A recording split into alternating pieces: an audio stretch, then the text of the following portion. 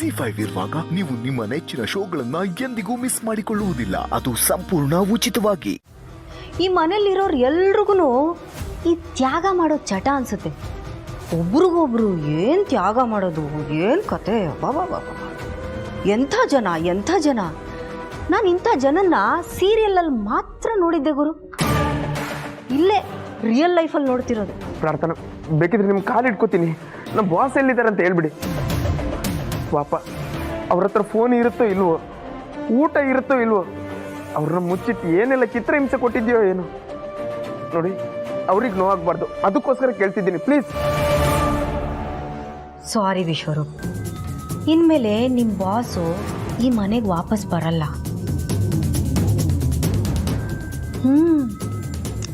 ನೀನು ಇನ್ಮೇಲೆ ನಿನ್ನ ದಾರಿ ನೀನು ನೋಡ್ಕೊಂಬಿಡು. ಪಾಪ ಇಷ್ಟು ವರ್ಷ ನೀನು ಅವನ ಜೊತೆಲಿ ಕಷ್ಟಪಟ್ಟಿದ್ಯಾ. ಇನ್ಮೇಲೆ ನೀನೇ ಅವನ ಜೊತೆಲಿ ಇರ್ತೀನಿ ಅಂದ್ರು ಅವನು ನಿನ್ನ ಜೊತೆಲಿರ್ಬೇಕಲ್ಲ.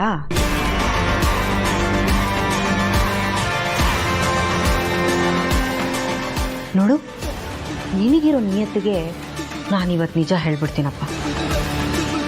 ಇನ್ಮೇಲೆ ನಿನ್ನ ಬಾಸ್ ಕತೆ ಅಷ್ಟೇ.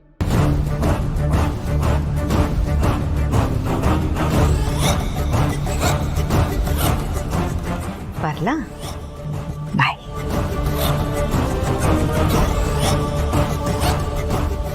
ಅಯ್ಯೋ, ಏನಪ್ಪ ಮಾಡಲಿ? ಮನೆಯಿಂದ ಹೊರಗಡೆ ಹೋದ್ರೆ ರೌಡಿ ಇದ್ದಾನೆ, ಒಳಗಡೆ ಇರೋಕ್ಕೆ ನನ್ನ ಮನಸ್ಸು ಬರ್ತಾ ಇಲ್ಲ. ಮನೆ ಹೆಣ್ಮಕ್ಳೆಲ್ಲ ಗಂಡಂದ್ರ ಜೊತೆ ಮನೆ ಬಿಡ್ತೀನಿ ಅಂತಿದ್ದಾರೆ. ಹೇಗಾದ್ರೂ ಮಾಡಿ ಬಾಸ್ನ ಉಳಿಸ್ಬೇಕು, ಈ ಮನೆನ ಉಳಿಸ್ಬೇಕು. ಈ ಮನೆ ಹಿಂದ್ ಬಾಗಿಲಿಂದ ಹೋಗೋದು ಬೆಟರ್ ಅನ್ಸುತ್ತೆ.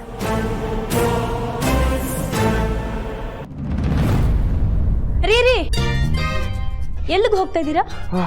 ಎಲ್ಲಿದ್ಯಾ? ನಿನ್ನನ್ನು ಹುಡುಕ್ತಿದ್ದೆ, ಬಾ. ಹುಡ್ಕೋದ? ಯಾಕೆ? ಅಯ್ಯೋ, ಅದೆಲ್ಲ ಹೇಳಕ್ ಟೈಮ್ ಇಲ್ಲ, ಬಾ ನನ್ನ ಜೊತೆ ಈಗ. ಅಯ್ಯ, ಮೊದ್ಲು ಏನಂತ ಹೇಳ್ರಿ. ಓ, ನಿಂಗೆ ಇವಾಗಲೇ ಸುದ್ದಿ ಮುಟ್ಟಿಸ್ಬೇಕಾ? ಹೋಗ್ತಾ ಮಾತಾಡೋಣ, ಬಾ. ನೋಡಿ, ನಂಗೆ ಸುಮಾರು ಕೆಲಸಗಳಿದೆ.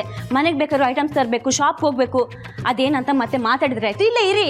ಹೊರಗಡೆ ಹೋಗ್ತಿದ್ಯಾ? ಶಾಪ್ಗೆ ಹೋಗ್ಬೇಕು. ಈ ಆನ್ಲೈನ್ ಅಲ್ಲಿ ವೆಜಿಟೇಬಲ್ಸ್ ಎಲ್ಲ ತರಿಸ್ಬೋದು, ಆದ್ರೆ ಅದ್ರಲ್ಲಿ ಕೆಲವೊಂದು ಫ್ರೆಶ್ ಇರಲ್ಲ. ಅದಕ್ಕೆ ನಾನೇ ಅಂಗಡಿಗೆ ಹೋಗಿ ಆರ್ಸಿ ತಗೊಂಬರ್ಬೇಕು. ನೋಡು, ಯಾವುದೇ ಕಾರಣಕ್ಕೂ ಹೊರಗಡೆ ಹೋಗ್ಬೇಡ ಅಷ್ಟೇ. ನೋಡಿ, ಮದ್ವೆ ಆದ್ಮೇಲೆ ಮಾತ್ರ ಅಧಿಕಾರ ಚಲಾಯಿಸ್ಬೇಕು, ಇವಾಗಲ್ಲ. ಅಯ್ಯೋ, ನಿನ್ನ ಅಧಿಕಾರಕ್ಕೆ ಬೆಂಕಿ ಬೀಳಿ. ಹೊರಗಡೆ ಹೋದ್ರೆ ತಲೆನೇ ಎಗರಿ ಬೀಳುತ್ತೆ. ಇವಾಗ ಅಂತದ್ ಏನಾಯ್ತ್ರಿ? ಅಯ್ಯೋ, ಹೊರಗಡೆ ರೌಡಿ ನಿಂತಿದ್ದಾನೆ. ನಾನೇನಾದ್ರೂ ಹೊರಗಡೆ ಕಾಲಿಟ್ರೆ ನನ್ನನ್ನು ಕಚ್ಚ ಕಚ್ಚ ಕಚ್ಚ ಅಂತ ಸಾಯಿಸ್ತೇನೆ ಅಂತ ಹೇಳಿದ್ದಾನೆ. ಈಗ ನೀನೇನಾದ್ರೂ ಹೊರಗಡೆ ಹೋದ್ರೆ ನಿನ್ನನ್ನು ಕಿಡ್ನಾಪ್ ಮಾಡ್ತಾನೆ. ಆಮೇಲೆ ಮನೆಯಲ್ಲಿರೋ ಒಬ್ಬೊಬ್ಬರನ್ನೇ ಕಿಡ್ನಾಪ್ ಮಾಡ್ತಾ ಹೋಗ್ತಾನೆ. ಅದಕ್ಕೆ ಹೇಳೋದು, ಮನೆಯಿಂದ ಹೊರಗಡೆ ಹೋಗ್ಬೇಡ ಪ್ಲೀಸ್. ಕಿಡ್ನಾಪ್ ಮಾಡಕ್ ಅದ್ ಹೆಂಗ್ರಿ ಸಾಧ್ಯ? ನಾವೇನ್ ಕಾಡೆಲ್ಲ ಇದೀವಿ. ಪೊಲೀಸ್ನವ್ರಿಗೊಂದು ಕಾಲ್ ಮಾಡಿದ್ರೆ ಆಯ್ತಪ್ಪ. ಪೊಲೀಸವ್ರಿಗೆ ಫೋನ್ ಮಾಡಕ್ಕೆ ನಂಗೆ ಗೊತ್ತಿಲ್ವಾ? ಆ ಅಂತರ. ಸಾರಿ, ಆ ಪಾಪಿ ಪ್ರಾರ್ಥನೆ ಇಷ್ಟೆಲ್ಲ ಮಾಡಿಸ್ತಿರೋದು. ಈಗ ನಾವು ಪೊಲೀಸವ್ರಿಗೆ ಏನಾದರೂ ಫೋನ್ ಮಾಡಿದ್ರೆ ಅವಳು ಏಜ್ ಸರ್ಗೆ ಏನಾದರೂ ಹೆಚ್ಚು ಕಮ್ಮಿ ಮಾಡಿಸ್ಬಿಟ್ರೆ, ಅದಕ್ಕೆ ಈ ಕಡೆ ಪೊಲೀಸವ್ರಿಗೂ ಫೋನು ಮಾಡೋಕ್ಕಾಗದೆ, ಒಳಗಡೆ ನೀವು ಇರೋಕ್ಕಾಗದೆ ಹೇಗಾದ್ರೂ ಹೊರಗಡೆ ಹೋಗಲೇಬೇಕು. ಮತ್ತಿವಾಗ ಏನ್ರಿ ಮಾಡೋದು? ಇದಕ್ಕೆಲ್ಲ ಯೋಚನೆ ಮಾಡಿ ನೀವು ನಿರ್ಧಾರ ತಗೋಬೇಕು. ಎಲ್ಲ ಪ್ರಾಬ್ಲಮ್ ಒಮ್ಮೆಲೆ ಸಾಲ್ವ್ ಆಗಬೇಕಂದ್ರೆ ನನ್ನ ಹತ್ರ ಒಂದು ಸೂಪರ್ ಡೂಪರ್ ಐಡಿಯಾ ಇದೆ. ಆ ತಲೆಯಲ್ಲಿ ಇಟ್ಕೊಂಡು ಏನ್ರಿ ಮಾಡ್ತೀರಾ? ಮೊದಲು ಬಾಯ್ ಬಿಟ್ಟು ಹೇಳಿ.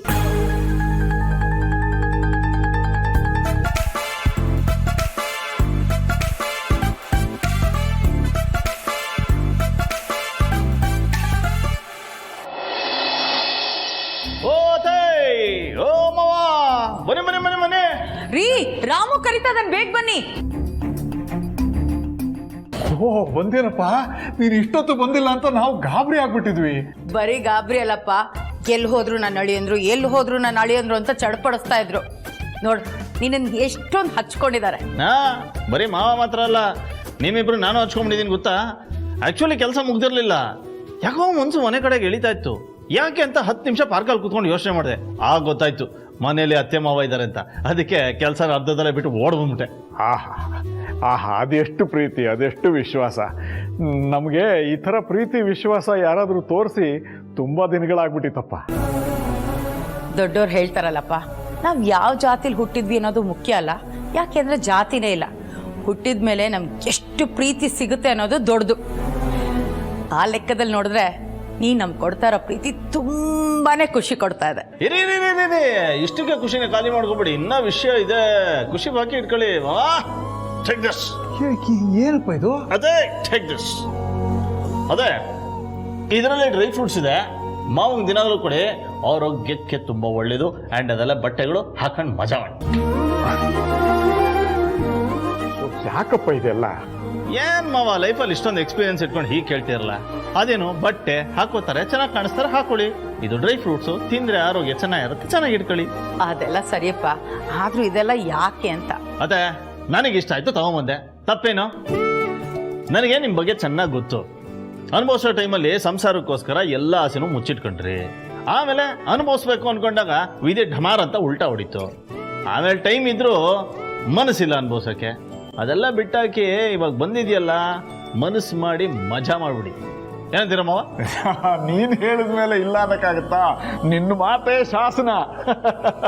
ಅಂದಾಗೆ ಕೆಲ್ಸಕ್ಕೆ ಹೋಗಿದ್ನಪ್ಪ, ಅಲ್ಲಿ ನನ್ನನ್ನು ತುಂಬ ಗೌರವದಿಂದ ನೋಡಿಕೊಂಡ್ರು.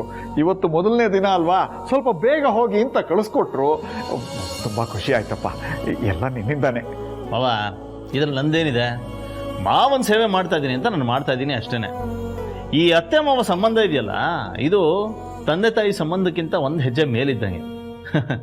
ನಿಮ್ಮಿಬ್ಬರು ಸೇವೆ ಮಾಡ್ತಾ ನಾನು ನನ್ನ ತಂದೆ ತಾಯಿ ಸೇವೆ ಮಾಡ್ತಾ ಇದ್ದೀನಿ ಅಂತ ಅನ್ಕೊಂಡಿದ್ದೀನಿ. ನೀವು ಅಷ್ಟೇ, ಏನು ಮುಸುಗಾರ ಇಟ್ಕೋಬೇಡಿ, ಮಜಾ ಮಾಡ್ತಾರಿ.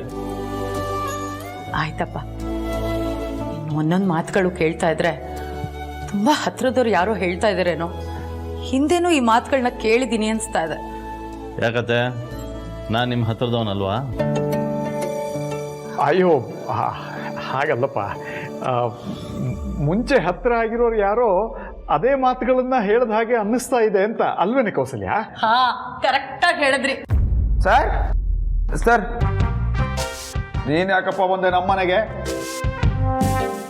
ಏನ್ ಸರ್ ಹಿಂಗೆ ಹೇಳ್ಬಿಟ್ರಿ? ಇನ್ನೇನು ಹೇಳ್ಬೇಕಯ್ಯ ನಿನಗೆ? ಅಲ್ಲ, ನಿನಗೆ ನಮ್ಮ ಮನೇಲಿ ಮಾಡೋವಂಥ ಕೆಲಸ ಏನಿದೆ ಅಂತ ಯಾಕೆ ಬಂದಿದ್ಯಾ ಇಲ್ಲಿ? ಯಾಕೆ ಮಾವ, ಏನು ಪ್ರಾಬ್ಲಮ್? ಯಾರಿ ಕುಳ್ಳ? ಇವನ್ ಯಾವನ್ ಗುರು, ಹೊಸ ಕ್ಯಾಂಡಿಡೇಟು? ಇವನ ಬಗ್ಗೆ ಏನಪ್ಪ ಮಾತಾಡೋದ್ರು ಸಿಟ್ಟು ಬರುತ್ತೆ. ನಮ್ಮ ಲೀಲನ್ ಗಂಡ ಇದ್ದಾರಲ್ಲ ಏಜೆ, ಅವ್ರ ಶಿಷ್ಯ ಇವನು. ನಮ್ಮ ಲೀಲ ಇದ್ದಾಳಲ್ಲ, ಅವ್ರ ಗಂಡನ್ನ ಅಂಥ ಮನುಷ್ಯ ಇಂಥ ಮನುಷ್ಯ ಅಂತ ಬಣ್ಣ ಕಟ್ಟಿ ಹಾಡಿ ಹೊಗಳಿ ಅಟ್ಟಕ್ಕೇರಿಸೋದು. ಓಹೋ, ಅವರು ಭೂಮಿ ಮೇಲೆ ಇರೋವಂಥದ್ದೇ ಭೂಮಿನ ಪಾವನ ಮಾಡೋಕ್ಕೆ ಅಂತ ಬಣ್ಣ ಕಟ್ಟಿ ಹೊಗಳೋದು. ಅಬ್ಬಬ್ಬ, ಭಟ್ಟಂಗಿ ಥರ. ಕೊನೆಗೆ ನಿನಗೇನಾಗಬೇಕಪ್ಪ ಅಂತ ಕೇಳಿದ್ರೆ, ನೀವು ನಮ್ಮ ಬಾಸು ಒಟ್ಟಾಗಬೇಕು ಸರ್, ಮನೆಗೆ ಬನ್ನಿ ಅಂತ ಕರೆಯೋದು. ಇದೇ ಇವನ್ ಕೆಲಸ. ಯಾಕಪ್ಪ, ಯಾಕೆ ಮರಿ, ಯಾಕೆ ಹಿಂಸೆ ಕೊಡ್ತಿದ್ದೀಯ ಅವ್ರಿಗೆ? ಅಯ್ಯೋ ಸರ್, ನಾನು ಹಿಂಸೆ ಕೊಡ್ತಿಲ್ಲ, ರಿಕ್ವೆಸ್ಟ್ ಮಾಡ್ತಿದ್ದೀನಿ. ಇಲ್ಲಿವರೆಗೂ ಒಂದು ಕಡೆನೇ ಇನ್ವೆಸ್ಟೇ ಮಾಡ್ದಿರೋ ನಾನು ಇವತ್ತು ಇಲ್ಲಿ ಬಂದು ರಿಕ್ವೆಸ್ಟ್ ಮಾಡ್ತಿದ್ದೀನಿ ಅಂದರೆ ಇದು ನಮ್ಮ ಏಜೆ ಸರ್ಗೋಸ್ಕರ. ನೀವು ಮಧ್ಯದಲ್ಲಿ ಬರಬೇಡಿ ಪ್ಲೀಸ್. ಏಜೆ ಆದರೆ ಅದು ಅವನ ಮನೆಯಲ್ಲಿ ಅಲ್ಲ. ನಮ್ಮ ಮಾವನ ಮೇಲೆ ಕದ್ದಿರೋ ಆರೋಪ ಹೊರಿಸಿದ್ರೆ ಅದನ್ನೆಲ್ಲ ಕೇಳ್ಕೊಂಡು ನೋಡ್ಕೊಂಡು ಕೈ ಕೊಡ್ಕೊಂಡು ಸುಮ್ಮನೆ ನಿಂತ್ಕೊಳ್ತೀವಿ ಅನ್ಕೊಂಡಿದ್ದೀರಾ? ಬಾಯಿ ಬಂದಂಗೆಲ್ಲ ಮಾತಾಡ್ತೀರಲ್ಲಪ್ಪ. ಥೂ, ನಾಚಿಕೆ ಆಗಬೇಕು ನಿಮ್ಮ ಬಾಸ್ಗೆ. ಬೇಡ ಸರ್, ಹೇಳ್ತಿದ್ದೀನಿ. ZEE5 ಆಪ್ ಡೌನ್ಲೋಡ್ ಮಾಡಿ ಎಲ್ಲಾ ಸಂಚಿಕೆಗಳನ್ನು ಸಂಪೂರ್ಣ ಉಚಿತವಾಗಿ ನೋಡಿ.